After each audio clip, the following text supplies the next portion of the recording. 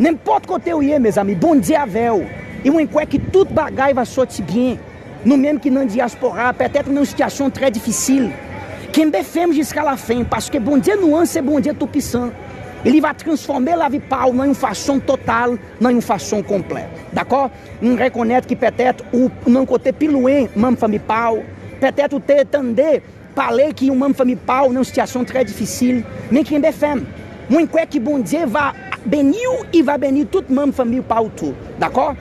No mesmo que no Brasil, em qualquer departamento, no mesmo que em São Paulo, Minas Gerais, ou só em qualquer outro departamento, no mesmo que no país da Haïti, no mesmo que os États-Unis, dans n'importe département arrêté, ou soit no Mexique, n'importe côté où il est, dans Dominicaine, mes amis, nous te la prière en faveur de tout, et nous croyons que bon Dieu va faire nous grâce.